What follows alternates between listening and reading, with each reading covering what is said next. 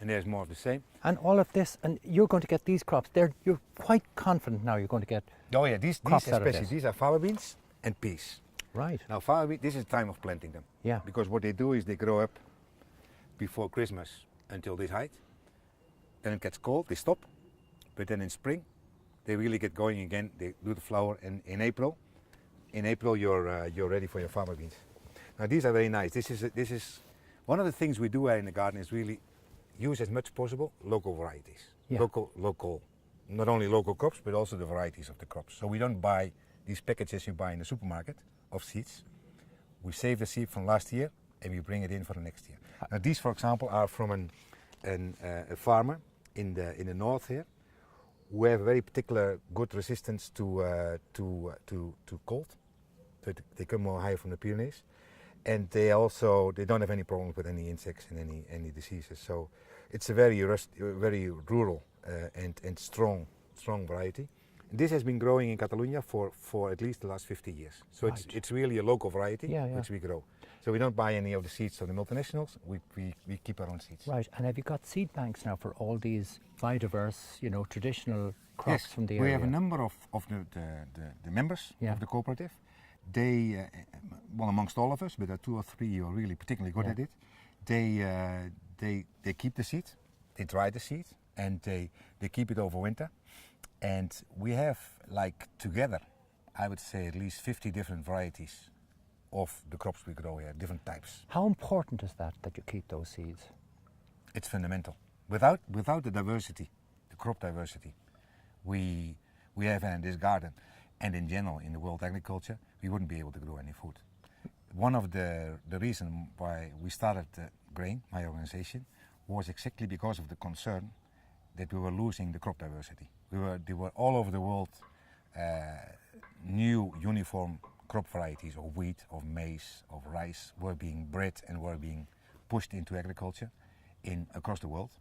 And what it meant is that all these local varieties farmers had been using. For example, in India, farmers had 30,000 different types of rice only.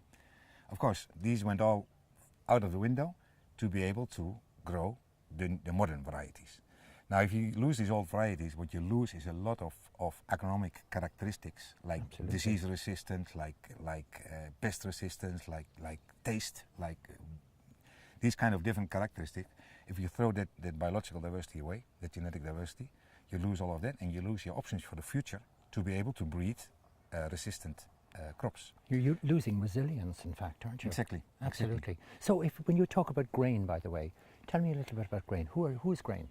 Well, Grain is it's a small international organization. We started it over 20 years back. Today we started with the concern what we're talking about now, the loss of biological diversity, of crop diversity, of genetic diversity in agriculture. We were seeing that agriculture was moving towards a highly uniform industrial forms of seed, of using seed, and we felt this was really a problem because all of this diversity is really important to keep. So we started talking to many people, we started discussing also, and we also started working more and more with farmers organizations across the world, in the north, in the south, and linking in with these groups like in Ireland, who actually have their own seed networks and seed savers in Ireland. Yeah. Seed savers in Ireland.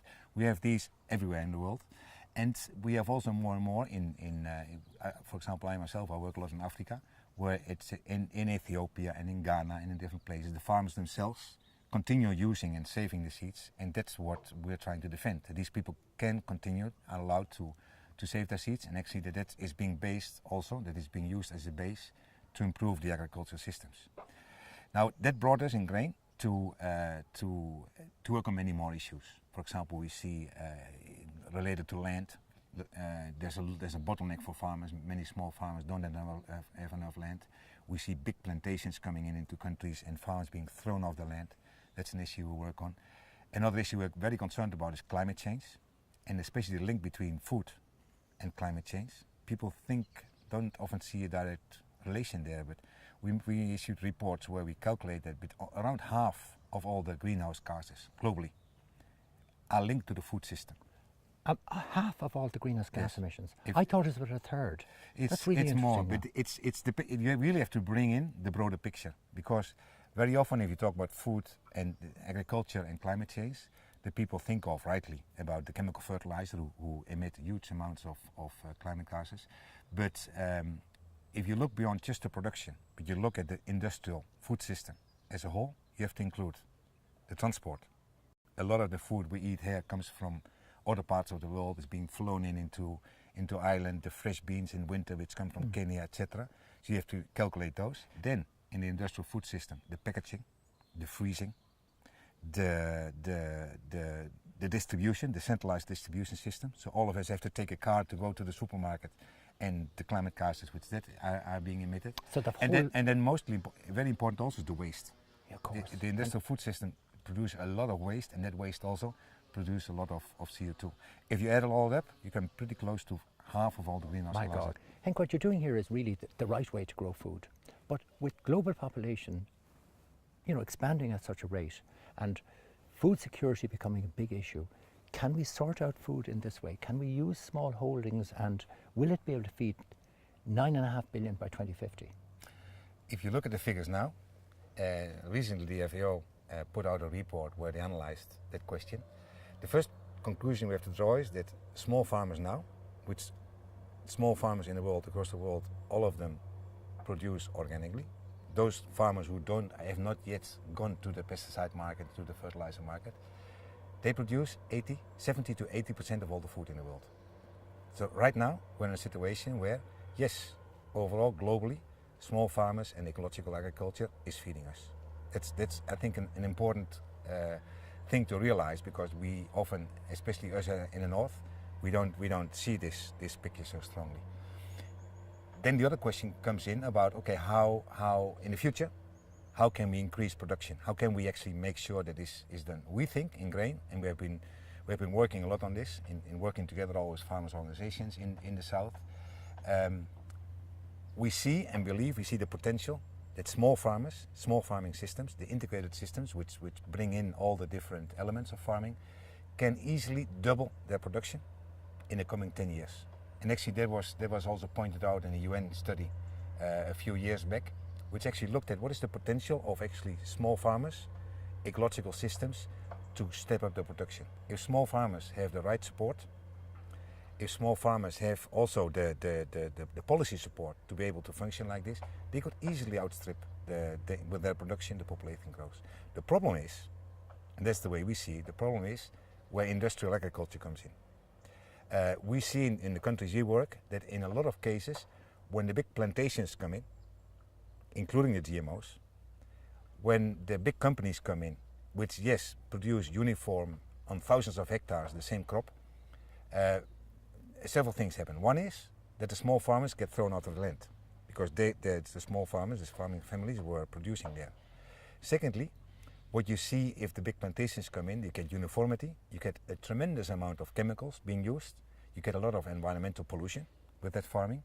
But perhaps the most important thing is that a lot of these big plantations, what they do is they don't produce food. They produce commodity crops, they produce soybean, they produce things people don't eat. And they produce GMOs.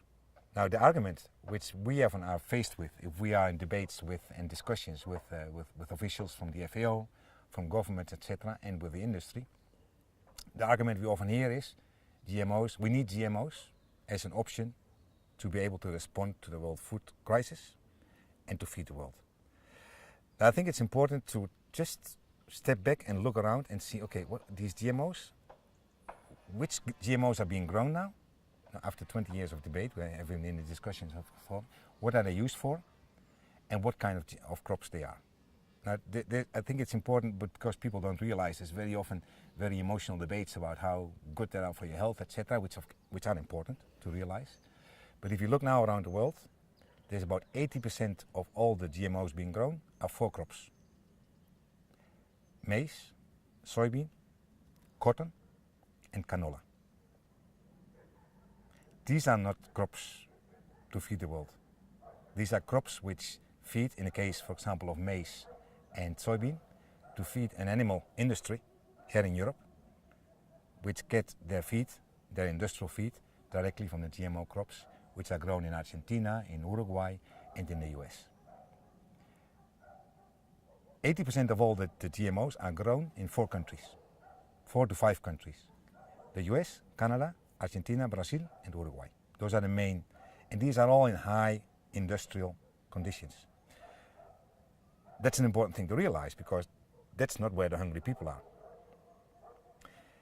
And the fourth element I would add to this is, apart from the fact that of course the GMOs are controlled by a huge multinational chemical industries, which they are, is that the 2 things which they have done in the last 20 years of GMO research, they only managed to get 2 traits across into the farmers' fields. Because we hear about that we need drought resistance, we need disease resistance, we need crops which make their own fertilizer. We hear all these arguments, but look around, 80% of the crops do 2 things.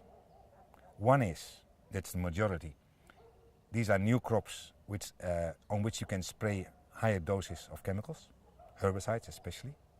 The problem with industrial farming is sometimes the herbicides, the weed killers you put on the crop also affect the crop, kill the crop. Solution by the chemical industry, make crops which can tolerate these chemicals, so you can spray as much as you can. That's around 70 to 80% of all the GMOs which now grow in the world have that trait.